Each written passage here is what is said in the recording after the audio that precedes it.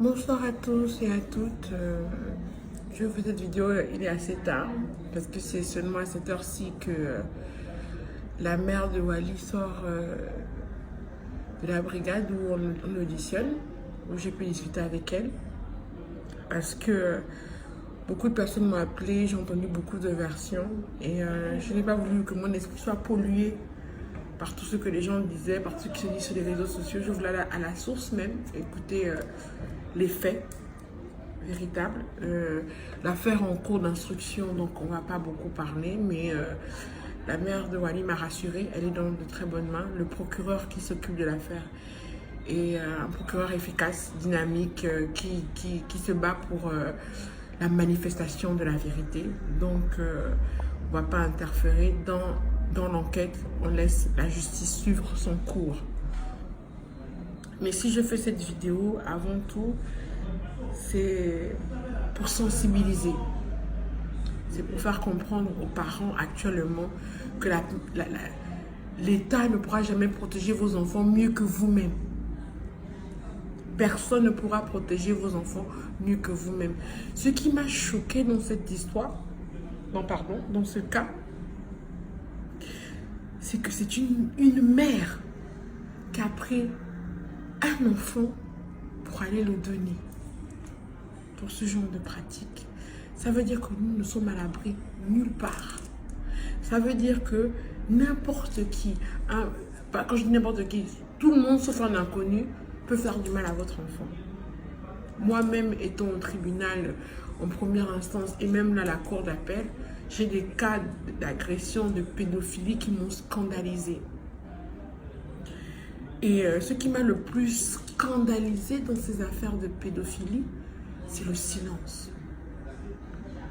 C'est le silence. C'est-à-dire que vous avez une femme qui, par exemple, s'est fait violer par son oncle, c'est-à-dire que son grand frère, le grand frère de sa mère ou le grand-père, au moment où elle veut porter l'affaire au tribunal, où elle va aller jusqu'au bout que la personne est incarcérée, la famille, oh non, tais-toi, ne parle pas, oh, on règle ça en famille.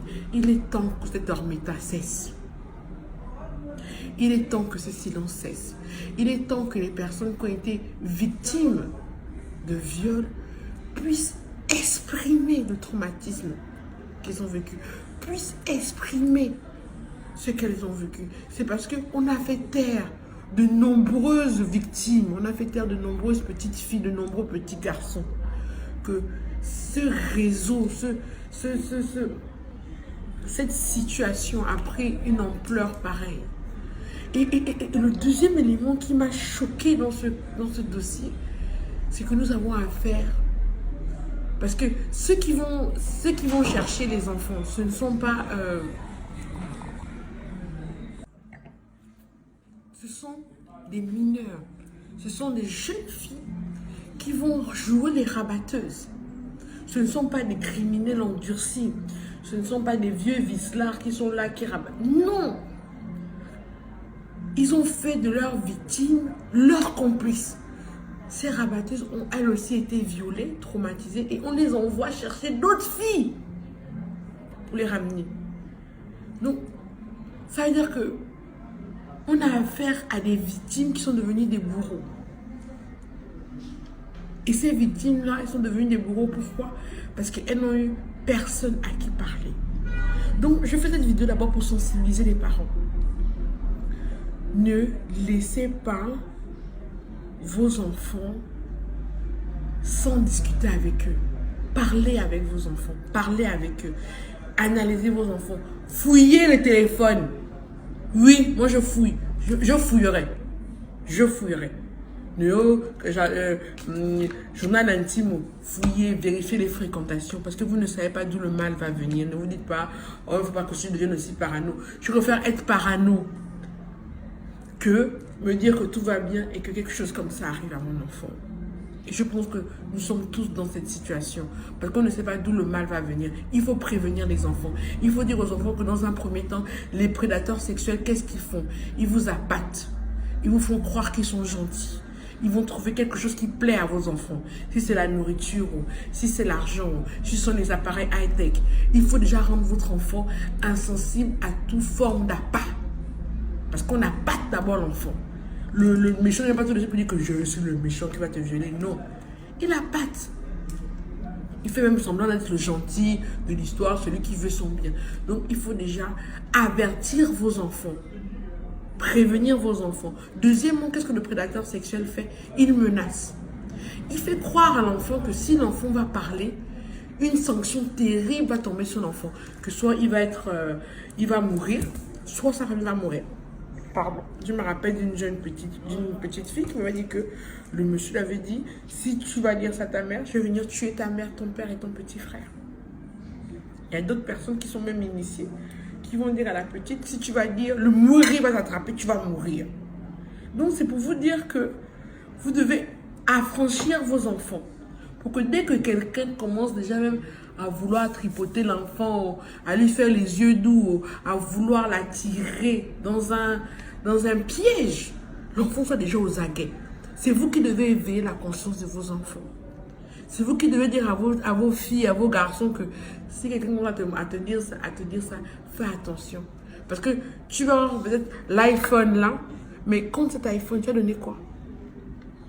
Même les jeunes filles qui font ça. Écoutez la vidéo que je suis en train de faire. Si vous me suivez, que Dieu, le Dieu que je prie, vous touche. Si vous êtes du genre, vous êtes des macrèdes, des rabatteuses, vous allez chercher d'autres jeunes filles pour les donner aux hommes fortunés et que vous avez été victime de ça et que personne ne vous a soutenu, arrêtez de faire ça. Parce que même si vous donnez 2 millions, 5 millions, ce qui soutirent de vous pendant l'acte sexuel, ce est plus élevé et inestimable par rapport à ce qu'ils vous donnent. Rien. Peut-être demain, après-demain, c'est vrai, tu souffres en ce moment, tu n'as rien, tu ne vois pas clair. Tes parents, tu as envie d'être comme les jeunes filles qui ont les derniers téléphones, qui ont les derniers habits. Ah!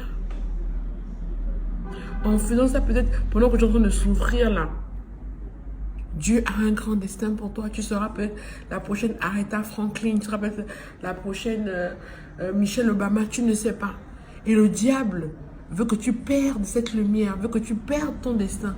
On te met dans les pattes des prédateurs sexuels occultistes pour que tu perdes ta lumière.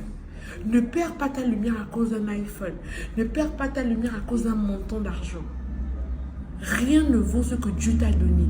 Et si les gens, quand ils viennent vers vous, c'est pour vous soutirer ce que Dieu vous a donné. Je fais cette vidéo pour sensibiliser toutes ces personnes qui sont dans ce réseau-là. Arrêtez de faire ça. Dans la Bible, il est écrit, celui qui s'en prend à un enfant, il faut le prendre et le jeter du haut d'une falaise. C'est-à-dire que même Jésus a dit que celui qui s'en prend à un enfant, il ne mérite pas la vie, il ne mérite pas la rédemption, il ne mérite pas le pardon. On doit le jeter du haut d'une falaise. Je ne me rappelle pas du passage exact, mais je sais que je l'ai lu. Donc ça veut dire beaucoup de choses. Cette affaire doit nous interpeller. Cette affaire doit réveiller nos consciences. L'enfant, ce n'est pas le bâton de manioc que tu vas laisser chez le voisin, tu vas laisser à gauche. Et je sors, Dimitri, calme-moi l'enfant. Et des garçons de 12 ans, 15 ans qui violent les petites filles de 5 ans. Parce que les hormones sont en ébullition, il veut tester. Il y a le voisin qui est là, qui s'ennuie. Parfois même c'est l'homme que vous avez à la maison. Soyez vigilantes. Quand vous avez un mari qui commence à donner des expressions bizarres, oh, t'as fait connaître déjà les hommes, hein? Oh non. Il ne veut que ça s'en sur votre fille là. Faites attention. Soyez vigilante. Soyez vraiment vigilant. Et Dieu me met à cœur de parler à ces jeunes rabatteuses. Arrêtez de faire ce que vous faites parce que vous allez vous passer de victime à bourreau. Il faut que ça s'arrête. De dire ah, comment on fait ça? L'autre aussi n'a qu'à subir ça. Non. C'est vrai que personne n'était là pour vous. Peut-être au moment où vous avez subi ça. Mais ne faites pas subir à d'autres ce que vous avez subi alors que vous savez que c'était monstrueux. Alors que vous savez ce que vous avez subi dans votre chair. Ne faites pas ça aux autres. Parce que vous allez encore payer doublement. De victime, vous devenez bourreau. Alors que Dieu vous sauve, vous venge, il va vous punir parce que vous avez emmené d'autres innocentes victimes dans un traquenard. À cause de quoi? L'iPhone, l'argent. Moi, peut-être ça vous paraît stupide, hein, mais moi, à l'âge de 12 ans, 13 ans, ma mère m'avait dit à 8 ans que mon père c'est le président de la République. Je ne l'ai pas cru. Je vanzaillon. Ceux qui vanzaillent avec moi sont vivants. Ils sont là, ils pourront témoigner. Tu veux dans une maison? Non. Comme ça, là, rikiki. C'est-à-dire que vous ne savez pas si vous connaissez la douche où il y a le WC, il y a la douche en train que tu veux tourner, tu te laves, tu sais même les toilettes. Je ne sais pas si vous connaissez ça. 2 mètres sur 2.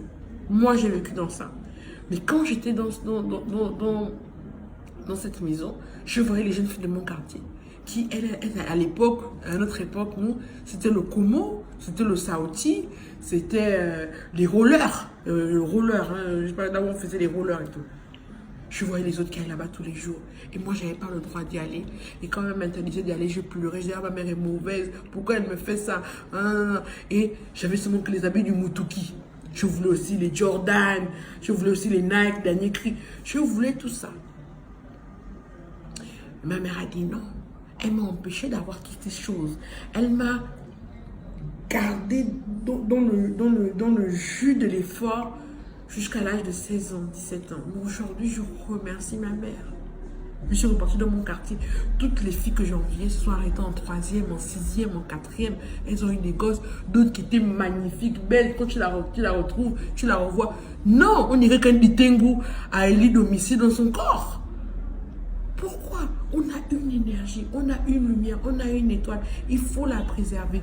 Parce que tu es dans la pauvreté que tu vas mourir pauvre. Parce que tu es dans la pauvreté que pour en sortir, tu dois vendre ton âme. Si tu as le cerveau, tu as la volonté, tu as la détermination, tu as la persévérance, tu te confies à Dieu, quelque chose va se passer dans ton existence. Quand le diable vous emmène dans ces chemins-là, c'est pour éteindre vos destins, parce que vous êtes prédestinés à faire quelque chose d'extraordinaire.